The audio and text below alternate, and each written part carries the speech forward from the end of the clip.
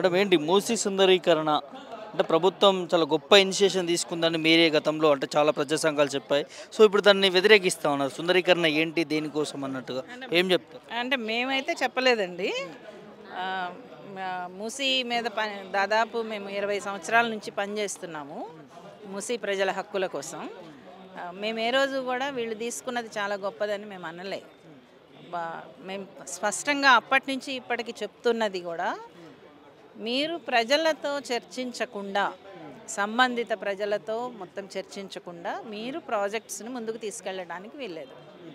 నందనవనం project propose చేసినప్పుడు చంద్రబాబు నాయుడు గారు దాన్ని వ్యతిరేకించి ఒక ఉద్యమం ద్వారా దాన్ని వెనక్కి తిప్పికొట్టగలిగాం. ఇప్పుడు కూడా అదే రకమైనటువంటి ఉద్యమ స్ఫూర్తితోనే ప్రజలు వ్యతిరేకిస్తున్నారు దీన్ని. వాళ్ళ అది నివాసాల హక్కు, జీవన హక్కు, ఉపాధి హక్కు మొత్తం అంతా కూడా. ప్రభుత్వము నిజంగా చిత్తశుద్ధితో మూసీ నదిని కాలుష్యం బారు నుంచి కాపాడి నదిని రక్షించాలని అనుకుంటే కనుక వాళ్ళు తీసుకోవాల్సినటువంటి విధానం వేరు. మొట్టమొదట చేయవలసింది డిపిఆర్ చేయాలి. ఆ డిపిఆర్ ఇంతవరకు లేదు, ఎక్కడా కనిపించట్లేదు. డిపిఆర్ లేకుండానే ఫ్రీ ఫీజిబిలిటీ రిపోర్ట్ అనేది ఒకటి వేరే కంపెనీ వాళ్ళు ఎవరో చేశారు. అది ఎట్లా చేస్తారు? సాధ్యమే కాదు అసలు. అంటే ఒక ప్రాజెక్టు ఒక సంపూర్ణమైనటువంటి ప్రణాళిక లేకుండా అది ఇంత బాగా పనిచేస్తుంది అని ఎలా చెప్పగలుగుతారు? కుదరదు అది.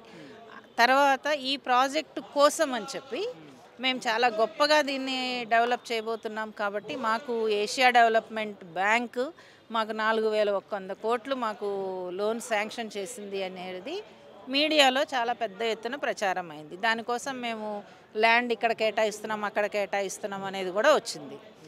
కానీ అదే ఏడీబీ బ్యాంక్ అధికారులు మాకు రాసినటువంటి ఉత్తరంలో, మేము రాసాం నవంబర్ 12న ఒక ఉత్తరం రాసాము.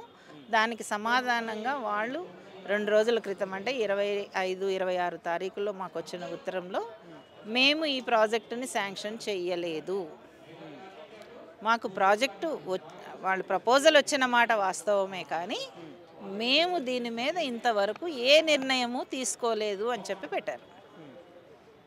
ఇప్పుడు ఎవరు అబద్ధం చెప్పినట్టు? ఏడీబీ చెప్పినట్లా, ప్రభుత్వం చెప్పినట్లా? అంటే ప్రభుత్వము మాకు ఇంత శాంక్షన్ అయ్యింది అని చెప్పి మా ప్రజాబాహుళ్యంలోకి మీడియా ద్వారా తీసుకురావడం అనేటటువంటిది అబద్ధం కదా.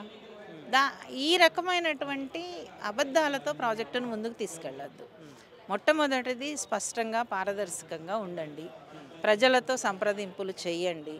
కాలుష్యానికి కారణమైనటువంటి ఇండస్ట్రియల్ ఏరియాస్ ఏవైతే ఉన్నాయో వాటిని గుర్తించండి, వాటి మీద సరైనటువంటి చర్యలు తీసుకోండి. నదీ పరివాహక ప్రాంతంలో ఉండేటటువంటి ప్రజల అందరితోనూ కూడా రాజ్యాంగబద్ధంగా సంప్రదింపులు చేయండి. ఇవి మేము అడుగుతున్నది. నిర్బంధంగా ప్రజలని లేపొద్దు, ముఖ్యంగా పేద ప్రజలని. వాళ్ళని పోలీస్ ఫోర్స్తో వాళ్ళని కనీసము సమయం కూడా ఇవ్వకుండా ఇప్పటికిప్పుడు లేపేసి వాళ్ళని తీసుకెళ్ళి మేము ఎక్కడో ఇస్తాము అని. కొంతమందికి అసలు రిహాబిలిటేషనే జరగలేదు. 300-400 కుటుంబాలు అట్లా ఉన్నాయి. కొంతమంది నష్టపోవాల్సిందే. అంటే 1 కోటి మంది జనాలకు లాభం జరుగుతున్నప్పుడు ఒక 100 మంది 200 మంది నష్టపోయినా కూడా సో అది ప్రజా అభివృద్ధి కోసం చూడాలన్నట్టుగా కొంతమంది నాయకులు మాట్లాడుతున్నారు. మీరు చెప్తున్నది కరెక్టే. అంటే నేనేమంటున్నానంటే, మీరు ప్రజాబాహుళ్యం కోసం అని చెప్తున్నారు కదా, కానీ దాంట్లో ప్రజాబాహుళ్యం ఏది అంటున్నాము? మీరు 100 మంది కోసం 10 మంది నష్టపోవాలి అని అంటున్నారు. నష్టపోవద్దు, 100 మంది కోసం మీరు ప్రణాళిక వేయండి.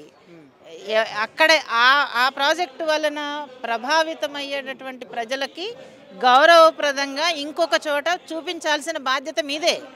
నష్టపోవద్దు. నష్టపోమని చెప్పడానికి మీకేం హక్కు ఉంది? మీరే నష్టపోండి. మరి మీ ఇళ్ళు ఇచ్చుకోండి పోనీ, లేదా మీ ఆస్తులు ఇచ్చుకోండి. ఇప్పుడు ఎవరు వద్దన్నారండి? అట్లా మాట్లాడకూడదు. అంటే ఇది హక్కు అండి, ప్రజల హక్కు, ప్రజల నివాస హక్కు. ఎంకరేజ్మెంట్ ఎక్కువ ఉన్నాయి మూసి పక్కన అన్నట్టు కూడా తీయమనండి, మొత్తం లిస్ట్ బయట పెట్టమనండి. వాళ్ళు చేసినటువంటి లిస్ట్ ఏది ఉందో పెట్టమనండి. ఒక మాట అంటే సరిపోదు. అంటే ప్రజలు మొత్తం ఎన్క్రోచ్మెంట్ అని అంటే పేద ప్రజలు కాబట్టి ఎన్క్రోచ్మెంట్ అని అనుకుంటారు. కొన్ని దశాబ్దాలుగా అక్కడ బతుకుతున్నటువంటి వాళ్ళు ఎన్క్రోచ్. మరి మీరు ఇన్నాళ్ళు ఏం చేశారు? ఏ ప్రభుత్వమైనా ఏం చేసింది? అంటే ప్రజలని అలా నేరస్తులుగా చూపించేటటువంటి ప్రయత్నం ఏదైతే ఉందో, మరి ఆ ప్రజలు ఎవరైతే ఎంక్రోచ్మెంట్ ఉన్నారో మరి వాళ్ళ ఓట్లు తీసుకున్నారు కదా, అప్పుడేమైంది? అది కూడా ఆలోచించాలి కదా.